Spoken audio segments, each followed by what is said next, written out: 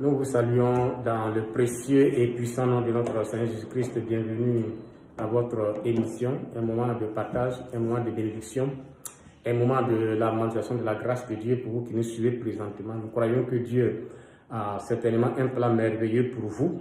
Il vous aime, ça c'est une certitude, et nous devons rester dans cette assurance de la manifestation de l'amour de Dieu pour nous. Aujourd'hui, nous allons nous encourager autour du thème « Gardez-vous du levain des pharisiens et des sadducéens ». Gardez-vous du levain des pharisiens et des sadducéens. Alors, qu'est-ce que cela voudrait dire exactement? Et pour cela, je vous invite à lire dans le livre de Matthieu au chapitre 16, d'abord le verset 6 et le verset 12. Matthieu au chapitre 16. Nous lisons les versets 6 et le verset 12. Alors, je vous les lis. Il est dit au verset 6 de Matthieu 16.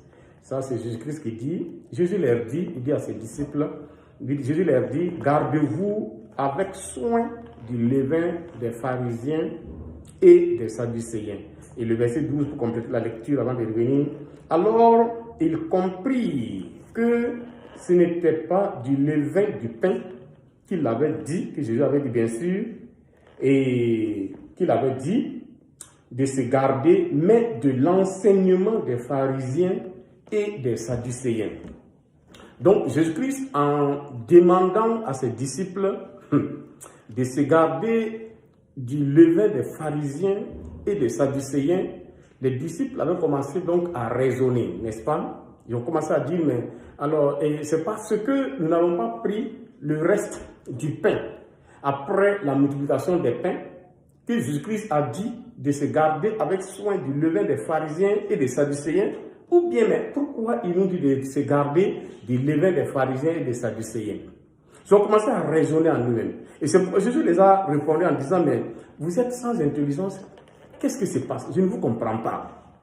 Et ce qui m'a beaucoup touché dans ce passage avant de venir pour parler d'autres choses, regardez, Jésus les dit, quand il a parlé comme ça, les disciples raisonnaient en eux-mêmes. Et donc, ils disaient, c'est parce qu'on n'a pas pris de pain qu'il dit cela. Jésus l'ayant connu, alors dit, pourquoi raisonnez-vous en vous-même? Pourquoi raisonnez-vous en vous-même, gens de peu de foi, sur ce que vous n'avez pas pris de pain? Êtes-vous encore sans intelligence et ne vous rappelez plus des 5 pains que j'ai eu à multiplier pour les 5000 hommes? Et combien de paniers vous avez emportés? Ni les 7 pains des 4000 hommes, et combien de corbeilles vous avez emportés? Comment ne comprenez-vous pas? Comment ne comprenez-vous pas? Comment ne comprenez-vous pas que ce n'est pas au sujet du pain que je vous ai parlé? Gardez-vous du levain des pharisiens et des sadducéens. Comment ne comprenez-vous pas que ce n'est pas au sujet du pain? Oh. Comment ne comprenez-vous pas que ce n'est pas au sujet du pain que je vous ai dit de garder avec soin du levain des pharisiens et des sadducéens? Comment ne comprenez-vous pas que ce n'est pas au sujet du pain? C'est pour dire que le pain n'est pas un problème pour Jésus-Christ. Oh. Qu'est-ce qu'il a dit à ses dieux? Il dit, regarde les oiseaux du ciel. Ils ne sèment ni ne moissonnent. Mais il dit, votre Père céleste s'occupe d'eux. Ça veut dire créateur là, celui qui a créé les oiseaux là, qui ne sème ni ne moissonne là. Alors ton Père s'occupe des oiseaux. Et puis pour laquelle, mais comment ne valez-vous pas beaucoup plus que ces oiseaux là, ces petits oiseaux là? C'est pour dire que Dieu ne veut pas que tu t'inquiètes pour du pain. Dieu ne veut pas que tu t'inquiètes. Quand nous parlons du pain, ce n'est pas seulement la nourriture, ce n'est pas le pain du boulanger là, de Wen Konta là, au Burkina ici. Pour ceux qui nous suivent là, ça c'est un promoteur donc de pain, de boulangerie. Ce n'est pas de ce pain qu'on te parle. On te parle tout simplement de l'enseignement des pharisiens et des sadducéens. Et puis il n'a même pas dit du pain. Il n'a pas dit du levain. Ici, Jésus veut te faire savoir, il veut me faire savoir que pour ce qui est du pain, pain spirituel, pain moral, pain physique, pain financier, pain matériel, Jésus veut te faire savoir de ne point t'inquiéter de ça parce que lui, il sait ce qu'il doit faire. Et il pourvoit à tous tes besoins avec gloire en Christ Jésus. Comment ne comprenez-vous pas que ce n'est pas au sujet du pain que je vous ai dit de vous garder avec soin du levain des pharisiens et des sadducéens? Comment ne vous comprenez pas? Ce n'est pas au sujet du pain. Je suis en train de dire à quelqu'un de ne plus cesser, de ne plus pleurer, et de ne plus t'inquiéter, de ne plus douter de la capacité de Dieu de pouvoir, n'est-ce pas, à tous tes besoins avec gloire en Christ Jésus. Il faut sortir de ça. Tu dois sortir de toute forme de doute. Tu dois sortir de toute forme d'inquiétude. Parce que Dieu ne veut pas que tu t'inquiètes au sujet du pain. Comment ne comprenez-vous pas que ce n'est pas au sujet du pain que je vous ai dit de vous garder du levain des pharisiens et des sadducéens? Parce que le levain, quelle est la mission ou l'utilité d'un levain? Qu'est-ce que le levain fait dans la pâte? Dans la pâte du pain, là, qu'est-ce que le levain fait? C'est ça. Quand tu prends le levain, tu mets dans une pâte, alors qu'est-ce que la pâte fait? La pâte se lève. Ça veut dire que le levain modifie la pâte. Le levain modifie la pâte. Donc Jésus vient de dire à ses disciples, vous avez vu beaucoup de ce que j'ai accompli pour vous. Vous avez entendu beaucoup de paroles venant de mon Père dans les cieux. Vous avez vu beaucoup d'œuvres que j'ai accomplies venant de mon Père. Maintenant, quelqu'un va venir te donner un autre enseignement pour dire que ce que vous avez reçu là, c'est faux. Pour vous dire, parce que le levain des pharisiens, vous savez que les pharisiens et les sadducéens, c'était les deux grandes branches à l'époque en Israël, qui se combattent farouchement. Ils ne s'entendaient pas dans les doctrines sur la résurrection des morts et sur, n'est-ce pas, l'enlèvement de tout comme ça. Les sadducéens ne croyaient pas à ces choses, à ces doctrines-là, des pharisiens, et aussi. Donc, ils se combattaient. Et voici les deux grandes religions, les deux grandes branches qui se combattaient et qui pensent, chacun dit de son côté la vérité. Alors, Jésus étant la vérité, étant venu, qu'est-ce qui va se passer?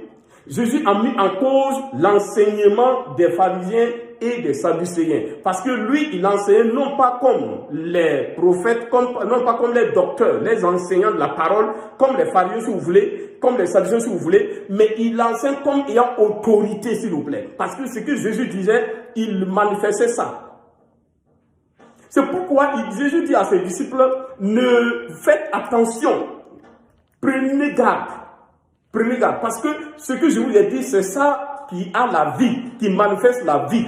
Donc, un autre enseignement que vous allez entendre, en dehors de l'enseignement biblique, en dehors de l'enseignement de la parole de Dieu, il n'y a pas de vie dedans, même si c'est joli, même si c'est intéressant, même si ça semble être éloquent. Parce qu'aujourd'hui, beaucoup de gens partent dans les écoles pour apprendre à bien parler afin d'être pasteur. On pense que c'est ça qui donne le succès. Non. Il peut y avoir de belles paroles, mais le fond est vide. Le fond est vide.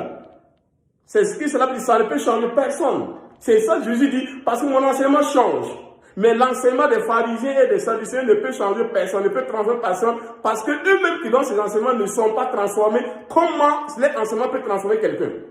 Avant que je ne vienne pour cette émission, j'étais assis et j'étais en train de prier, de méditer. Et Dieu m'a dit, en réalité, aucune parole, écoutez-moi très bien, qui ne t'a pas fait du bien, ne pense même pas que ça peut faire du bien à quelqu'un à qui tu vas enseigner. Écoutez-moi, c'est aujourd'hui, sinon, écoutez, mais dans l'Antiquité, là, quand quelqu'un vient pour donner à boire à quelqu'un, il fait quoi? Il goûte d'abord. Qu'est-ce qui prouve que ce n'est pas du poison?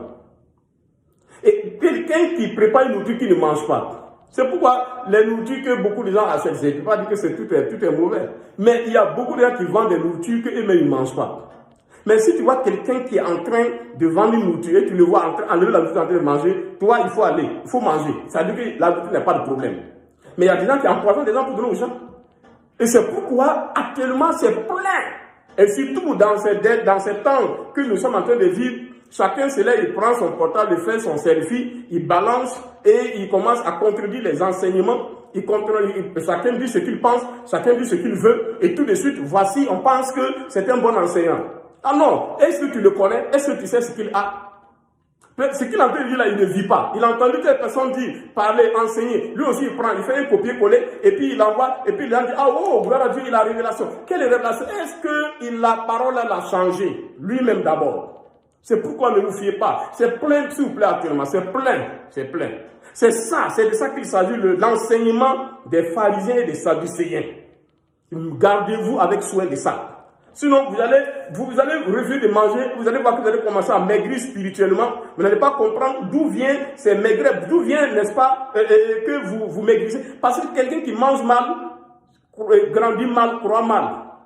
Donc c'est pourquoi il faut bien manger. Mais l'enseignement des pharisiens, des sadducéens ne peut pas te faire croître, ne peut pas te faire grandir. C'est pourquoi gardez-vous avec soin de ça. C'est plein maintenant.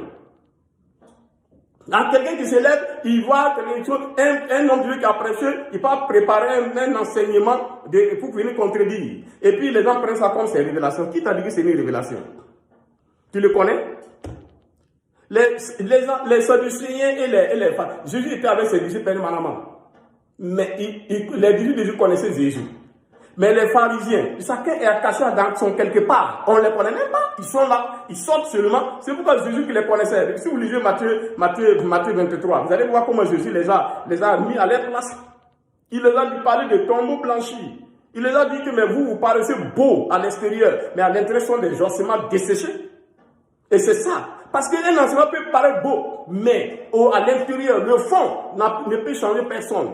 Il ne faut pas prendre seulement les enseignements sur la forme, mais il faut prendre aussi dans le fond. C'est le fond qui est le plus important. C'est pas quelqu'un ne se lève pas qu'on va commencer à exhorter par les réseaux sociaux et on le prend, on dit ah oui, j'ai entendu, il enseigne très bien. Ah, si vous voulez le buzz, il y en a partout là. Le buzz là, beaucoup de gens vont se faire un buzz. Et puis il dit ah oui, moi, wow, il va crier, il va faire des choses. Et il y a des gens qui attaquent certains hommes de Dieu, de renom, pour effectivement avoir aussi un renom pour qu'on les écoute. Non, ça c'est l'enseignement des sadducéens et des pharisiens. Jésus dit gardez-vous. Mais il dit, comme nous l'avons dit, le préalable, il dit mais comment ne comprenez-vous pas qu'il ne s'agit pas du pain? Il ne s'agit pas du pain.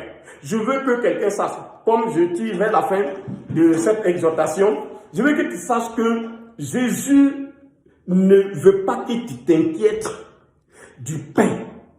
Et quand on parle du pain, c'est la santé, la bonne santé. Aujourd'hui, c'est la V5. Je suis en train de dire à quelqu'un que tu ne peux pas t'inquiéter de ta bonne santé parce que Jésus a fait une bonne provision pour ça. Ne t'inquiète pas de ça au nom de Jésus. Ne t'inquiète pas de ce que tu vas manger, ni physiquement même. C'est-à-dire le pain, là, le riz, là, le mouille, là, le riz, là, le taux, là, le cabato, là, le liam, là. Ne t'inquiète pas de ça. Parce que Jésus a fait déjà une grande provision pour toi qui m'écoutes présentement. Ne t'inquiète pas de ce que tu vas manger spirituellement. Il y a déjà une abondance spirituelle. Jésus dit ne t'inquiète de rien. Ne t'inquiète pas du pain. Ne t'inquiète pas du pain. Mais ce que tu dois te garder, c'est l'enseignement des pharisiens et des sadducéens. C'est-à-dire toutes les formes d'enseignement que tu entends partout dans le monde aujourd'hui, qui ne s'alignent pas avec les Écritures, tu dois t'en garder. Parce que sinon ça va te modifier. Un mauvais enseignement, le levain modifie la pâte.